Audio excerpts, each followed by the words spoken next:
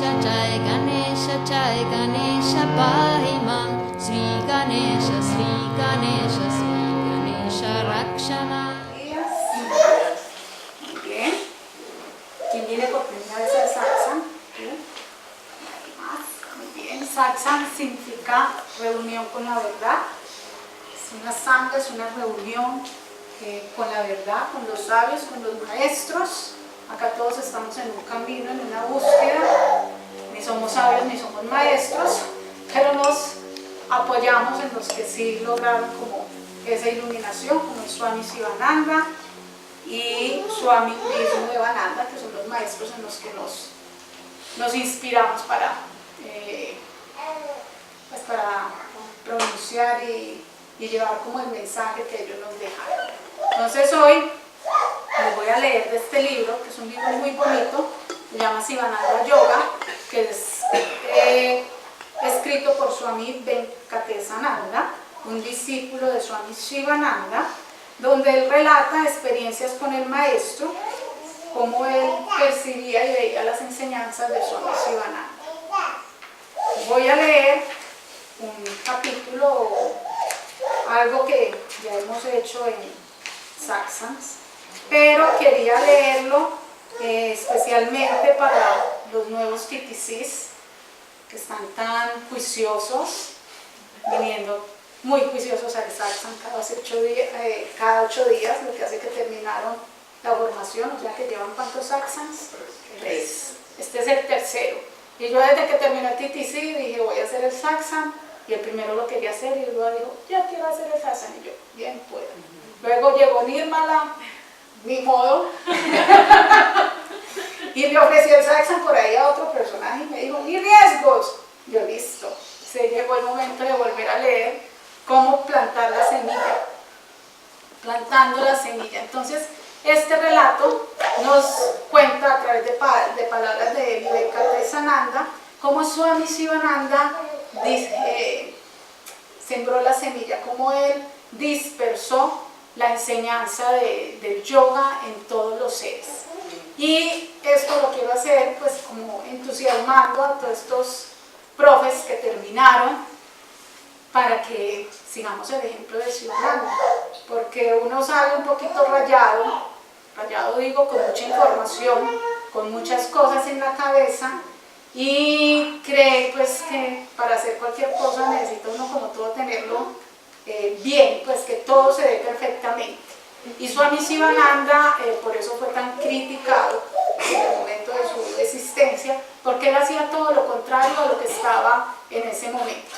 A la disciplina ortodoxa él iba en contrario, pues lo criticaban porque le enseñaba a mujeres, lo criticaba porque enseñaba en inglés, y él iba porque él estaba iluminado y sabía qué era lo que estaba haciendo.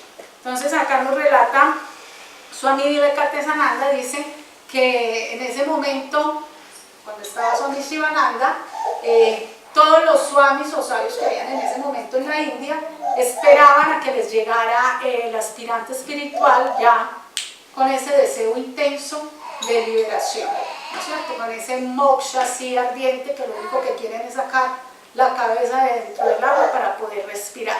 Pero Swami Shivananda era muy claro y decía que sí, que es el Sadhana Chatusya, que es el Chaksampa que tanto nos da duro a todos los TTCs, ese de las 7 bhúmicas, esos primeros 4 pasos que son discernimiento, desapego, las 6 virtudes y moksha, que es querer la liberación. Él decía que era bueno que llegara un aspirante ya en esos pasos de moksha, pero le voy a leer lo que él decía.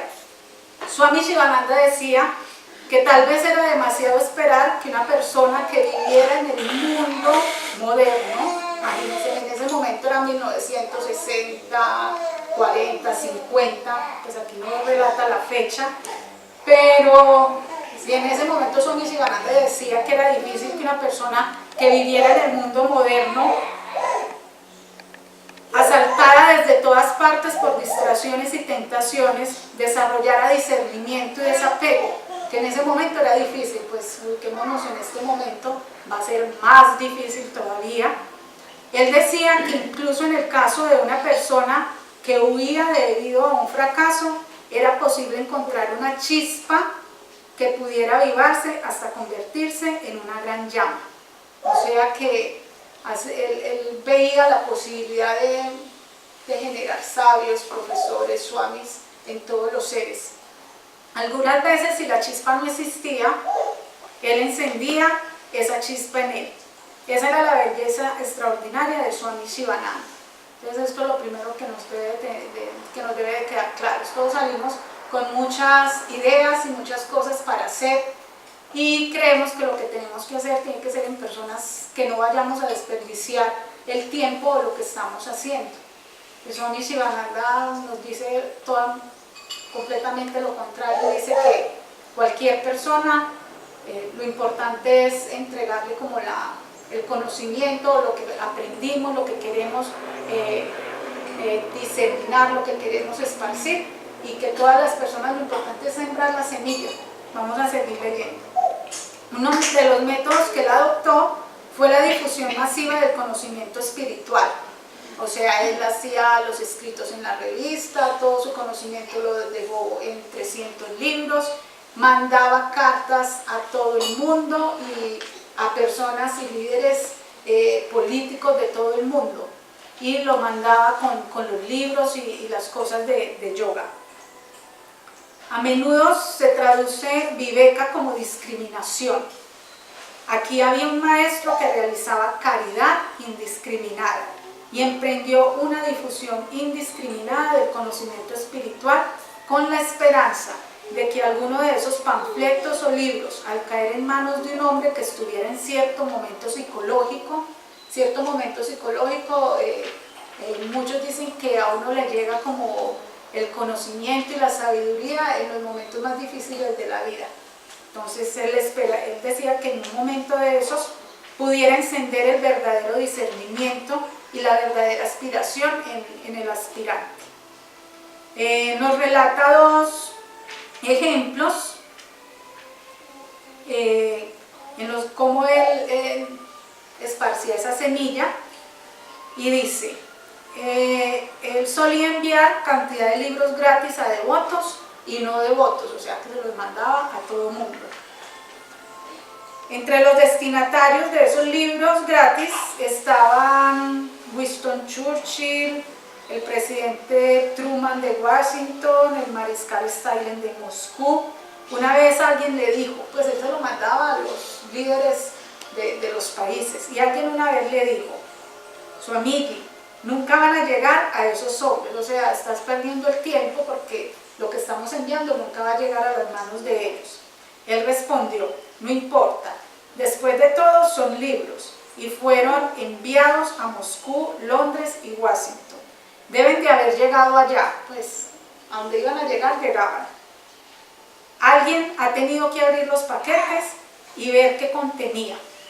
¿Listo? O sea, así no llegara a esa persona explícita, alguien tenía que ver el libro y a esa persona le iba a servir. O sea que la semilla se esparce sin nosotros esperar que lo que vamos a recibir a cambio, ni si va a valer la pena y si estoy perdiendo el tiempo, como cuando uno va a hacer karma yoga, donde estos chicos drogadictos o habitantes de calle, que son personas con unos problemas demasiado fuertes, uno tiende a pensar, pues es que yo estoy veniendo a perder el tiempo porque estas personas nunca van a salir de acá, pues va a ser difícil, pero la semilla va a quedar ahí. Puede que en esta vida no sea el momento de coger ese camino espiritual, pero la semilla está ahí y esa información va a quedar ahí plasmada y grabada en el subconsciente, y quién sabe cuándo va a brotar y va a germinar esa semilla. Ahora el otro incidente que él nos relata es uno muy conocido. ¿Quién se acuerda de él? De los antiguos, es uno muy conocido, que enviaba libros y le llegó una correspondencia a Swami Shivananda pues como con los datos, llegó una correspondencia al ashram de alguien diplomático, como un militar o algo así, como del gobierno.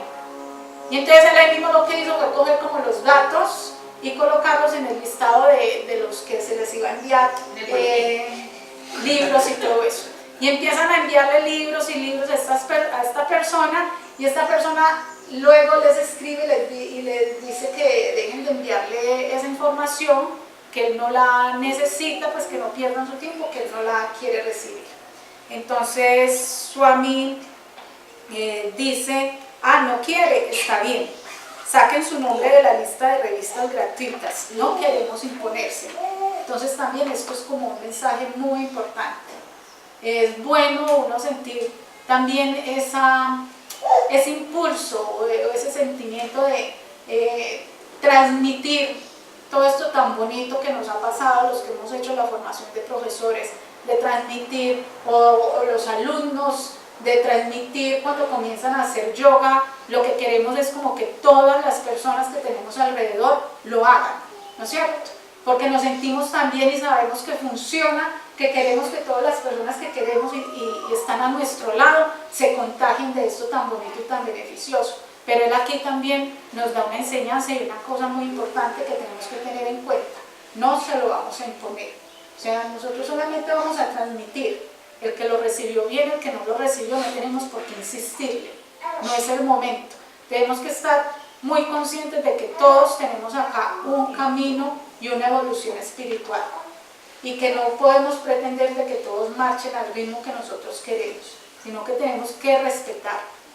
Y eso es lo más importante cuando somos profesores de yoga: respetar el proceso del alumno que llegó ahí a tirársenos y ofrecérsenos en una colchoneta, porque es que la práctica de yoga, uno cree que es algo como muy sencillo, pero uno llega y se tira en una colchoneta y queda que ahí entregado, pues uno se entrega. Pero por eso uno tiene que respetar a ese alumno de yoga y no imponerle todo lo que ha sido tan bueno para nosotros, porque lo que ha sido tan bueno para mí puede que para esa persona resulte traumático, le despierte un trauma o algo que tiene demasiado grabado en su subconsciente, y en vez de cogerle amor al yoga y a esto tan bonito y que sabemos que funciona y que es la salvación para todos, salga corriendo y no quiera nunca jamás saber de esto tan bonito. Entonces, muy importante eso: aprender a respetar los alumnos, y no solo alumnos, sino todas estas personas que nos llegan y hacen contacto con nosotros día a día. No a todo el mundo le interesa que nosotros le vendamos la idea de practicar yoga. Antes nos vamos a volver escansones nosotros y nos van a evadir porque ahí está siempre con el mismo cuento. Qué pereza, con esta no se puede hablar porque todo es yoga.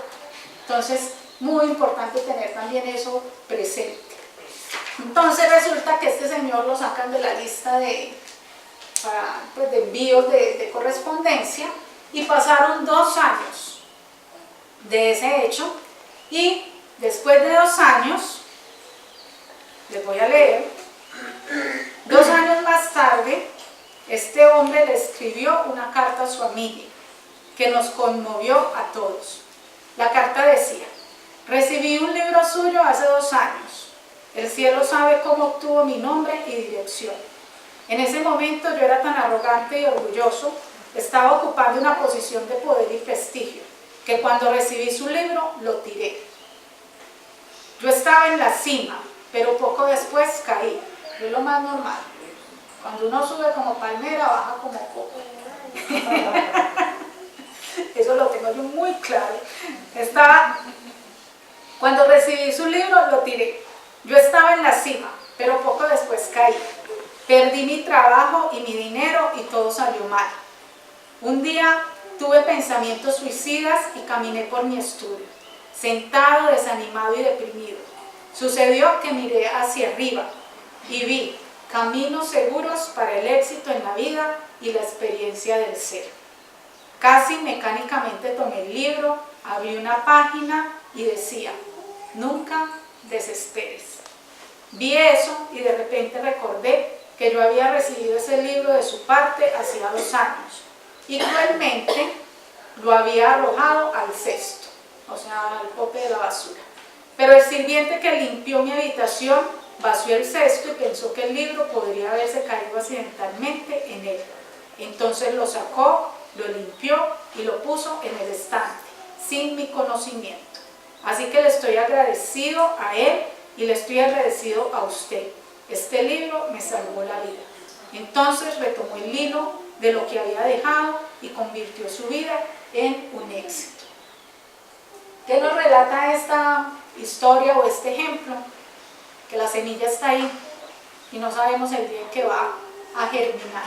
No sabemos el día en que esa semilla va a florecer y va a dar el fruto que queremos ver o que queremos, o esa intención que nosotros le ponemos cuando estamos haciendo lo que hacemos. No tiene que ser solamente la transmisión de la filosofía del yoga o de las clases de yoga. Todo lo que nosotros hagamos va a tener una semilla. Nirmala nos lo hablaba hace 8 días cuando hablaba de la ley del karma. Y decía que la única manera de uno dar era recibir, y que la manera de cómo se sembraba la semilla era actuando. Entonces todas nuestras acciones van a tener un resultado. Todas nuestras acciones, tarde que temprano, van a florecer y van a dar fruto. Entonces, muy importante saber qué es lo que vamos a sembrar, porque puede tardar 2 años, 10, 15, una vida, 2, pero ahí está, para fortalecerse, germinar y dar su fruto. Ese era el método de Gurudev. Estoy absolutamente seguro de que las miles y miles de personas que recibieron sus libros, panfletos y revistas, solo unos pocos hicieron uso de ellos de esta manera. Pues solamente pocos le dieron ese sentido que Swami estaba, pues la intención que él tenía cuando mandaba estos libros. Aquí Swami Vivekananda nos relata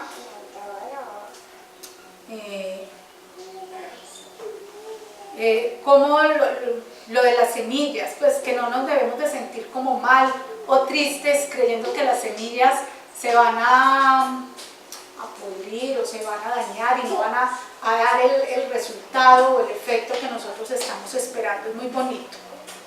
Les voy a leer. En el caso de Swamiji era una difusión indiscriminada de conocimiento espiritual. Si reflexionaran un poco, probablemente sentirían como yo que él debió haber sido una encarnación divina, porque solo Dios adopta esa actitud. Solo en la naturaleza divina encuentran tal método.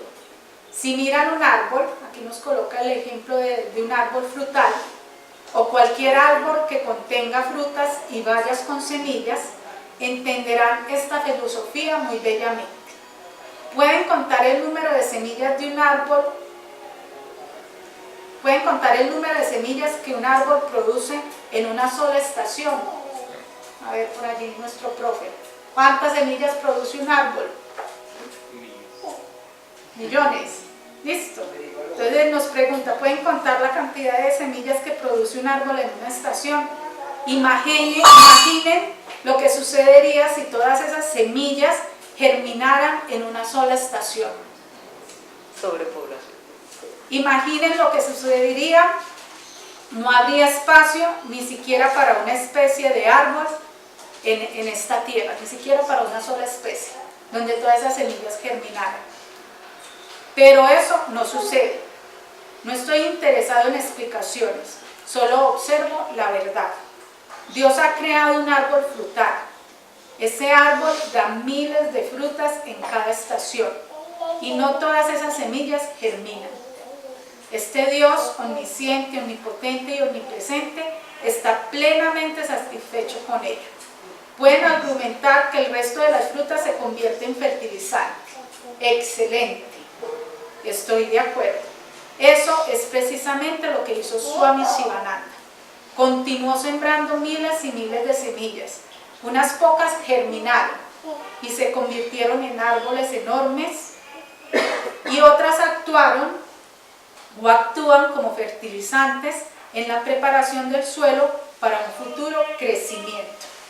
Aquellos a quienes Swami Shivananda amó y entrenó, sirvió y guió, aquellos en quienes Swami Shivananda sembró las semillas de la aspiración espiritual, y que tal vez no respondieron con tanto entusiasmo como uno hubiera esperado que lo hicieran, están ahora con diferentes gurús y brillan como grandes yogis, grandes mahatmas, grandes buscadores espirituales.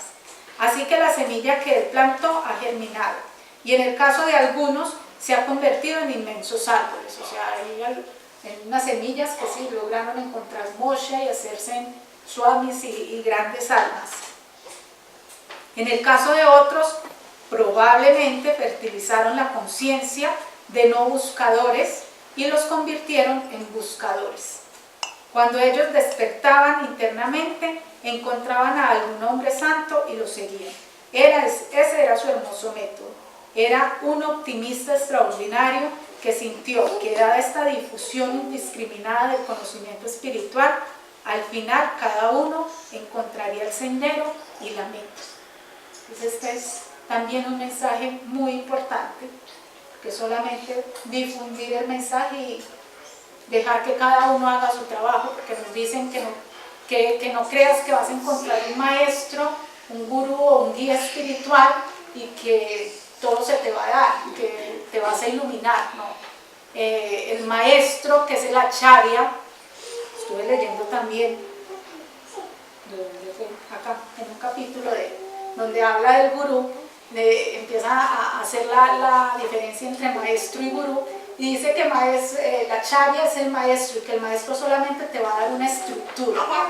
Igual hace el gurú, solamente te van a dar una guía, pero nadie va a hacer el trabajo por ti, nadie va a hacer el trabajo por uno mismo es el que tiene que trabajar. Entonces nosotros solamente tenemos que hacer lo que tenemos que hacer, que es transmitir lo bueno y lo beneficioso que nos ha dado esta filosofía.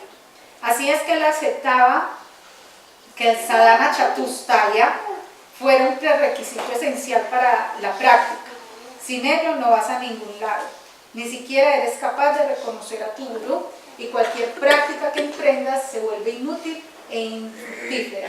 Pero insistía en que es el deber de las personas iluminadas o incluso de los aspirantes espirituales superiores sembrar las semillas sin tener en cuenta la preparación que tenga el suelo para recibirlas. Ese es nuestro servicio, esas semillas germinarán alguna vez. La aspiración ardiente es necesaria, pero debe de ser firme. No hay que subir rápidamente y caer rápidamente como una pelota. Si es verdadera la aspiración, continuará a lo largo de tu vida. Gurudev comprendía que la riqueza de la aspiración espiritual era muy delicada. Debido a que los alumnos no solo estaban crudos, sino que ni siquiera estaban despiertos, incluso la influencia para despertarlos tenía que provenir del maestro. A menudo la gente venía con sus malos hábitos. ¿Cómo manejaba este problema? Muchas veces él se hacía el de la vista gorda ante un malentendido. Y las personas o discípulos más antiguos que estaban en el ashram se enojaban y le ponían la queja a Swami Sivananda, pues este nos va a echar como todo a perder, tiene muy malos hábitos y tal cosa. Entonces él, ¿qué era lo que hacía? Le daba gusto a todos. Por ahí en Facebook colocaron una imagen de una mujer amamantando el bebé. Y entonces alguien colocan que le dicen que cúbrase, pues que se tape, que tal cosa. Entonces ella cogió el trapo y se tapó la cabeza. Entonces yo coloqué como comentario, súper inteligente, le supo dar gusto a todos. Pues le dijeron que cubriera, y cubrió, y ella siguió amamantando a su bebé con la libertad que lo tiene que hacer. Eso es ser uno muy inteligente, poder tener contento a todo el mundo. Y eso no es fácil. Entonces él, apenas le venían con estas quejas, esas personas que eran más antiguas en el ashram, él les decía que sí, que les tomaba pues como esa queja y sí, le voy a poner como límite y voy a ponerle una solución a esta circunstancia. Pero él lo contrario, que era lo que hacía.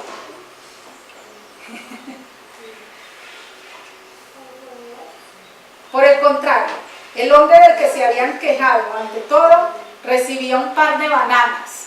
Eso era lo que hacía Swami Sivananda. Le mandaba bananas con un niño que estaba en ese momento sirviendo a Gurudev. Siempre te ibas a encontrar un niño que vendría a ti corriendo y te diría, su amiga te envía unas frutas para asar. Media hora más tarde vendría algún otro corriendo, su amiga te envía un café. Una hora más tarde podrías tener su darshan, él diría. O sea que él se acercaba como a esta persona de la que le estaban diciendo que no era tan buena persona para estar en el ashram. Él llegaba y le decía, eres brillante, estás radiante, estás meditando bien, estás haciendo japa bien, estás estudiando Vedanta, muy bien. ¿Qué había pasado con las quejas? Él observaba si ese aliento funcionaba, o sea que él primero lo que hacía era motivarlo, no ir como al punto negro y resfregarlo y todo eso, sino que lo motivaba como que a que hiciera más la práctica que lo iba a ayudar a salir de eso tan malo que tenía. En vez de decirte que eras un mal hombre, Gurudev insistía en concentrarse en tus buenas cualidades, decirte que eras un trabajador, aun si no tenías aspiración espiritual o devoción en absoluto. Hay algunas buenas cualidades en cada persona, entonces ¿por qué no promoverlas? Pues sería absurdo creer que las personas o son buenas o son malas completamente. Todas las personas tienen algo bueno, tienen cualidades bonitas. Entonces hay que mirar como esa parte bonita de todos. Él diría, me perdí. Él diría, eres un gran trabajador, no hay nadie que trabaje como tú. Estaba arrojando la semilla. Plantar la semilla era lo importante. Luego agregaría suavemente, siempre que trabajes, ve a Dios en todo.